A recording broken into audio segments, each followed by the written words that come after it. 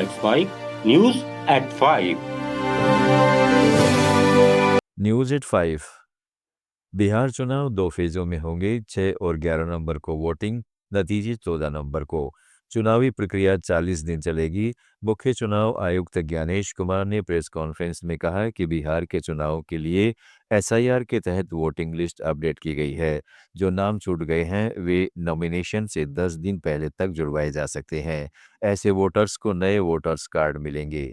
बिहार विधानसभा में 243 सीटें हैं, जिसमें करीब 7.42 करोड़ वोटर हैं। इसमें 100 साल से ऊपर के 14,000 वोटर शामिल हैं। पोलिंग बूथ जाने में असमर्थ लोग फॉर्म 12D भरकर घर से वोट डाल सकेंगे। राज्य में 14 लाख लोग पहली बार वोट डालेंगे। बिहार में बूथ तक मोबाइल ले जा सकेंगे। आयोग को 22 नवंबर 2025 तक चुनाव प्रक्रिया पूरी करानी है। सभी दलों ने आयोग से छठ पर्व के बाद वोटिंग कराने की मांग की है। ऐसे में उम्मीद है कि राज्य में 2 फेज में वोटिंग हो सकती है।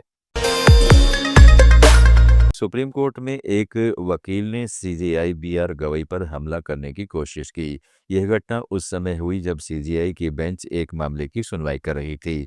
कोर्टरूम में मौजूदा एक वकील ने सीजेआई की तरफ जूता फेंका। हालांकि जूता उनकी बेंच तक नहीं पहुंच सका। सुरक्षा कर्मियों ने फौरन उसे पकड़ लिया। बाहर जाते वक्त वकील ने नारा लगाया, सनातन का अपमान नहीं सहेगा हिंदुस्तान। घटना के बाद सीबीआई ने अदालत में मौजूद वकीलों से अपनी दलीलें जारी रखने को कहा। उन्होंने कहा कि इस सबसे परेशान न हो, मैं भी परेशान नहीं हूं, इन चीजों से मुझे फर्क नहीं पड़ता। जयपुर के सवाई मानसिंह हॉस्पिटल में ट्रॉमा सेंटर के आईसीयू में रविवार देर रात आग लग गई। हादसे में 8 मरीजों की मौत हो गई है। इसमें 3 महिलाएं शामिल हैं। आग ट्रॉमा सेंटर के न्यूरो आईसीयू वार्ड के स्टोर में लगी। यहां पेपर, आईसीयू का सामान और ब्लड सैंपलर ट्यूब रखे थे। ट्रॉमा सेंटर के नोडल ऑफिसर और सीनियर डॉक्टर ने बताया कि शॉर्ट सर्किट से आग लगने की आशंका है। हादसे के समय आईसीयू में 11 मरीज थे। उसके बगल में आईसीयू में 13 मरीज थे। वहीं इस अग्निकांड की जांच के लिए शासन स्तर पर 6 सदस्यीय कमेटी का गठन किया गया है। एफएसएल की टीम मौके पर पहुंची और सबूत इकट्ठे किए। कर्नाटक के मुख्यमंत्री सिद्धरामैया ने लिंगायतों के एक अलग धर्म के रूप में मान्यता देने की मांग से जुड़े सवालों का जवाब दिया। उन्होंने कहा कि लिंगायतों का एक अलग धर्म मानने की मांग एक पूर्व भूमि का मामला है, न पूर्व भूमि का, न ही पृष्ठभूमि का।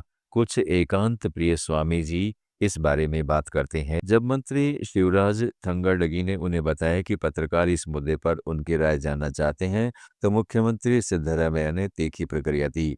उन्होंने कहा है कि इस पर मेरा कोई रुख नहीं है, जनता का रुख हो, मेरा रुख है। थंगाडगी ने सहमति जताते हुए कहा है कि सरकार जनता के नजरिए से सहमत है। मुख्यमंत्री ने यह भी स्पष्ट किया है कि इस मामले में कोई क्रांति या प्रांति नहीं होगी। अरविंद केजरीवाल के नेतृत्व वाली आम आदमी पार्टी के 243 सदस्यीय बिहार विधानसभा के आगामी चुनावों के लिए अपने 11 उम्मीदवारों की पहली सूची जारी की। बिहार में नई पार्टी आप ने जुलाई में घोषणा की थी कि वह बिहार चुनाव लड़ेगी। हालांकि पार्टी 2024 के लोकसभा चुनावों के दौरान भारत ब्लॉक का हिस्सा थी। आपके राष्ट्रीय संयोजक अरविंद केजरीवाल ने घोषणा की थी कि उनकी पार्टी बिहार चुनाव अकेले लड़ेगी। असम के मुख्यमंत्री हेमंत बिस्वा शर्मा ने कहा है कि राज्य सरकार बोडोलैंड टेरिटोरियल काउंसिल को पूर्ण समर्थन देगी और इसके कामकाज में हस्तक्षेप नहीं करेगी। उन्होंने 2026 के चुनाव से पहले बोडोलैंड टेरिटोरियल रीजन के विकास को बढ़ावा देने के लिए बोडोलैंड पीपुल्स फ्रंट और बीजेपी के बीच समन्वय की संभावना जताई। उन्होंने यह भी स्पष्ट किया कि प्रसिद्ध गायक जुबिन गर्ग की पोस्टमार्टम रिपोर्ट सार्वजनिक करने से वह कानूनी रूप से अमान्य हो जाएगी और अदालत में इसका कोई मूल्य नहीं रहेगा। उन्होंने कहा है कि जो कोई रिपोर्ट देखना चाहे वह सीआईडी कार्यालय जाकर आईजीपी से मिल सकता है। इससे पहले कोकराझार में फ्रंट के प्रमुख हंग्रामा मोहिलरी ने बोडोलैंड टेरिटोरियल काउंसिल के चीफ एग्जीक्यूटिव मेंबर ओरिहोन देमरी ने डिप्टी सीईएम पद की शपथ ली। आप सुन रहे थे let's mike more than radio. Follow कीजिए हमें हमारे सोशल मीडिया प्लेटफॉर्म्स पर।